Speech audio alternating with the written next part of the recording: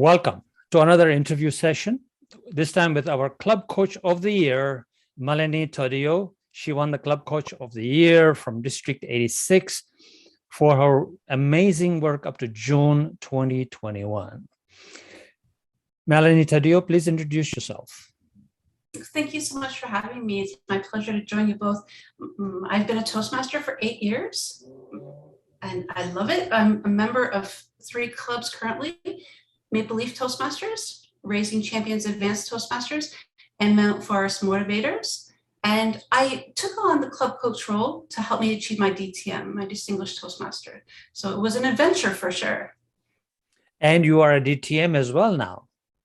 I am, correct, yes. Awesome. Congratulations on that, as well as the Club Coach of the Year. Jayapriya, anything for you as an introduction or anything you need to say? We're doing it a bit differently. Don't worry. To District 86, no.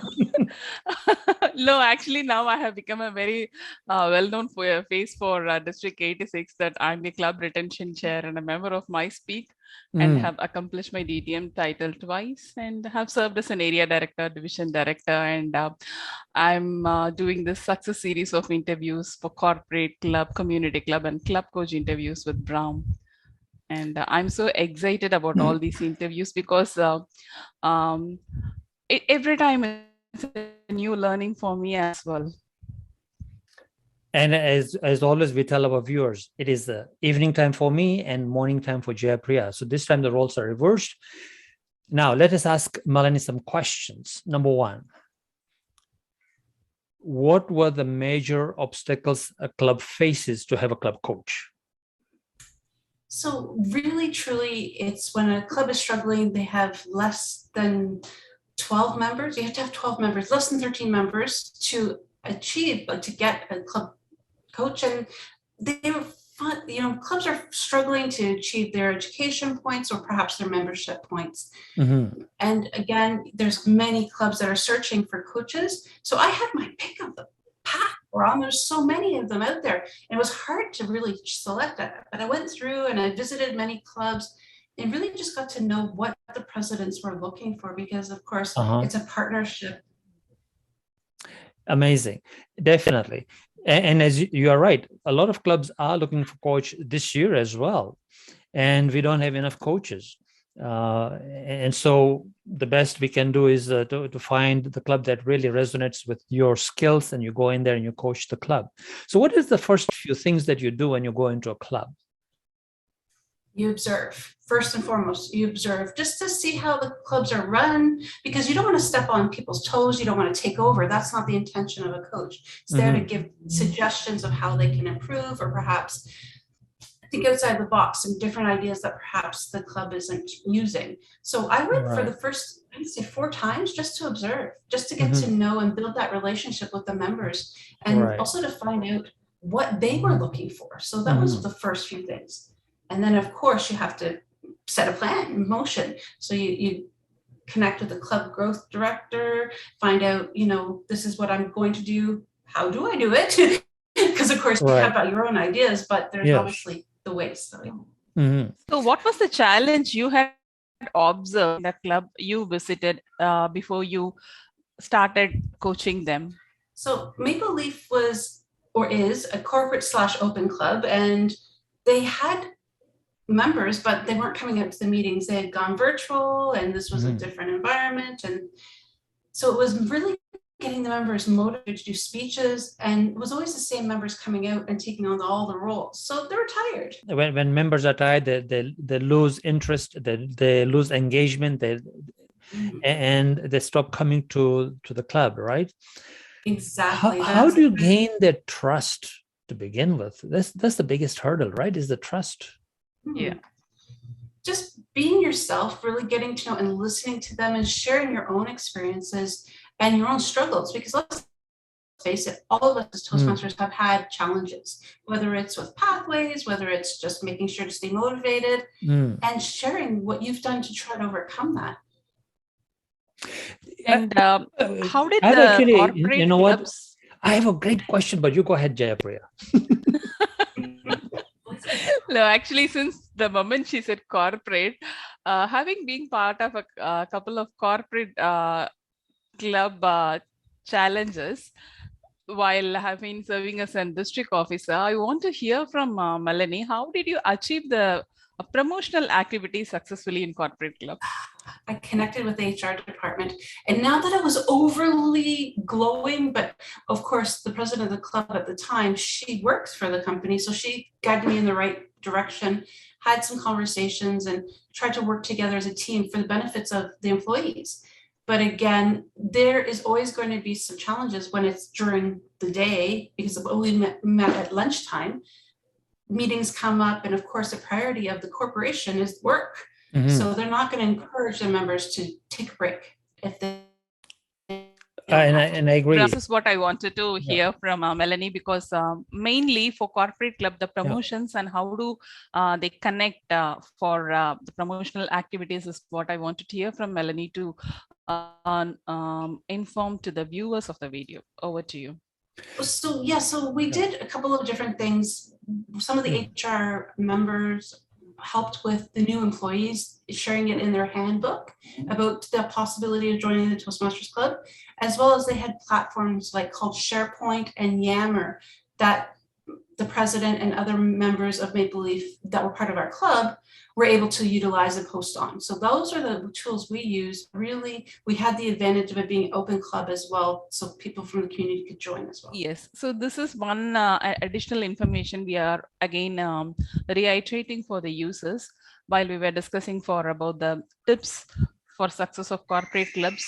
We spoke about the different promotional platforms available in corporate. Because for community clubs, we have the flyers, Facebook activities, and it's being restricted always for many of the corporate clubs, the Yammer and SharePoint. Even in my office, we have the Yammer and SharePoint. So this is the ideas which the corporate clubs which are struggling can take away from this interview. Over to you, Brahm. Here's the thing. You guys are talking about SharePoint and Yammer, and I have no idea what it is, which means a lot of Toastmasters listening to this have no idea at all. In 1 minute each, Yammer, SharePoint, what is that? SharePoint is the internal website where every employee goes in to check different things on a regular basis. And there's a bulletin board type thing there.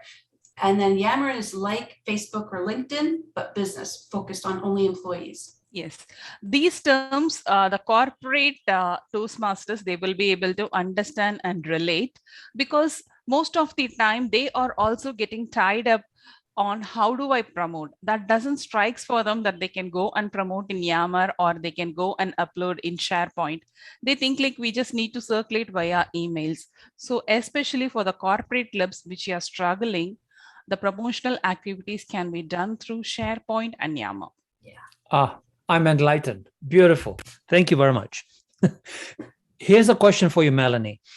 Corporate clubs, community clubs. What is the difference between the two, and what are the main challenges of a corporate club? Besides, of course, the main challenge that, as you already mentioned, I think for most corporate clubs is the managers don't care about the employees' growth. They want work done first because everybody's under pressure. Get the work done, right? So that's, I think, the biggest challenge and the biggest difference. But what else? What are the other challenges and differences?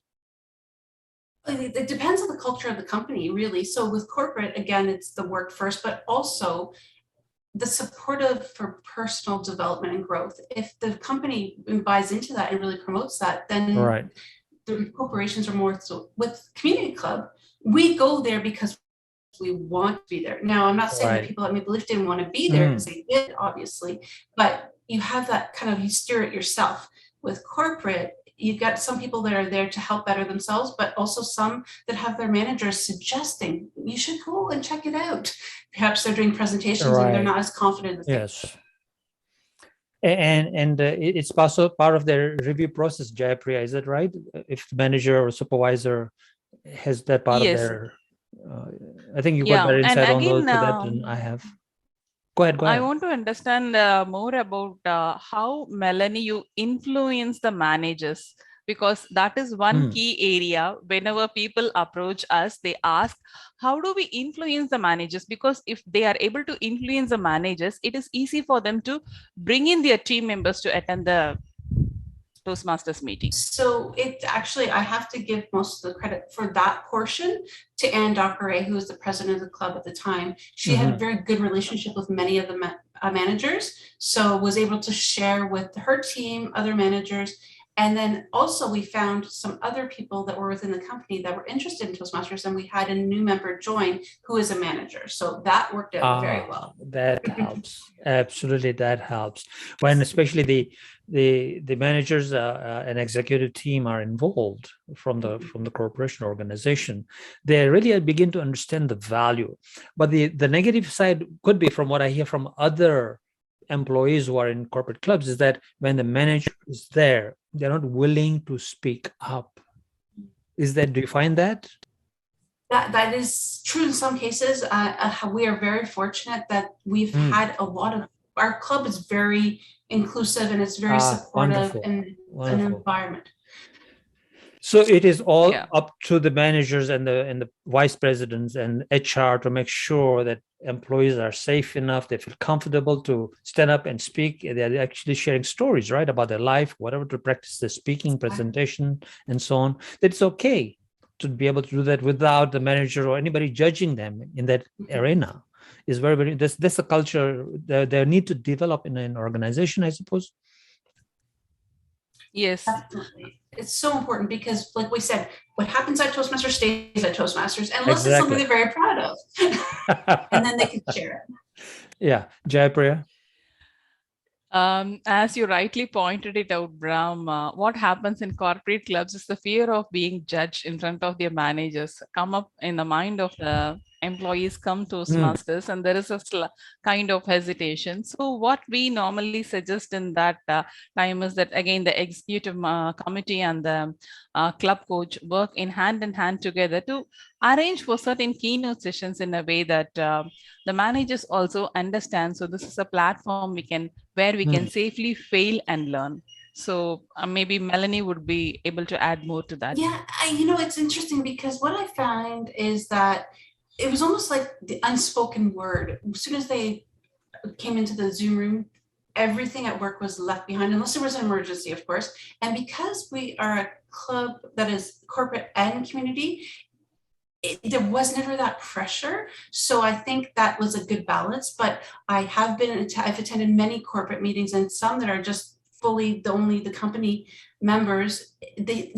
Work kind of comes in between. So yes, some of the managers, they bring up some suggestions, and again, you encourage them to just focus on what's happening at the Toastmasters meeting. Yeah, that's really very nice and lovely points you're sharing with us, because mainly for community club we have a lot of options, because there is no restrictions, there is no laws we need to follow, especially because it's like open to all. But when it comes to corporate, we need to be very cautious because it must not affect the sentiments of the employees. The HR needs to be accepting the activities which we are doing, and also the managers accept and agree, yes, this is really for the growth of the career for employers. So if we are able to achieve that, I'm sure like the success of corporate clubs is going to grow multifold. I think that what really helped us, to be honest, is being virtual, because not only the Toastmasters virtual, but work is virtual. And so they had to make that shift just as we did, bringing their presentations online, and people weren't used to that. So this was a practice ground almost. They were able to practice and then be able to do it at work. Yeah. Okay. Actually, Brahm, I would like to mention here one thing is that when it became virtual for corporate employees, that was not a challenge, because for us, in fact, it really helped us more towards handling bigger meetings with respect to management. See, because as I was mentioning, when I work as a project manager, when a big team is being given for me to handle remotely, when I'm able to handle it safely through Toastmasters, I'm able to do it with much more confidence when I'm doing it as part of my work. So this is one message I would like to register here, because mainly for corporate employees, it has been always a boon, the virtual meetings. Amazing point. So now, Melanie, here's the question. Can you summarize for us how you got Maple Leaf Toastmasters to 19 members. What are the main key points? Really listening to what the members were looking for their own personal development and growth, bringing guest speakers in on those topics, and encouraging them to step outside of the club and to visit different area, division, and district events, which many hadn't done before, and then running a speechcraft. Oh, you had a speechcraft? I did, Wow. yes. For the employees within the corporation, or? No, it was open to just the public, and we are looking at possibly doing one of the ones for the employees this year coming. But it was a really great opportunity for us to see what other people are wanting. Now, we did have some employees come, but mainly it was open to the community. So you mean to say this corporate club has opened its doors to outsiders as well? Yeah, we're corporate / open. Amazing. Would you think that that is the way to go for some corporations? Definitely. Maybe not all of them, but some of them could think about it. Not all of them. It depends. Sorry, it depends on the culture of the corporation. Right. But I really strongly think it's a great option, because there are a lot of corporate clubs that are struggling, especially because, you know, when people are meeting virtually from home, maybe that hour or half hour you have for lunch, you're not going to want to jump into a meeting. But in a lot of ways, it's a way for people to stay connected, because they don't see them every day. But you don't have somebody saying, come on, let's go to Toastmasters, let's go, because you're at home. You can say, oh, I'm just not going to go today. Yeah. So I think it's a good thing when you have people outside to come and also get benefit from it and learn about what the corporation is doing. But some corporations won't allow that. So it depends on the situation. Here's a thought that crosses my mind. Perhaps, you know, since the organization is situated in some community around which there's community around, right, where they're situated. And they could advertise or put out the word somehow saying, we want to serve the community for free because we are in this community here. This is where the workplace is, even though, of course, we are virtual now. But we are providing a free service to the community that we are serving and we will teach them communication and leadership skills. And they come to Toastmasters in a speechcraft. So I don't know that angle from that perspective, marketing would work. I have no idea. It's a social responsibility. You would think any corporation will social responsibility. I like that word, social responsibility. Jayapriya, what do you think of social responsibility?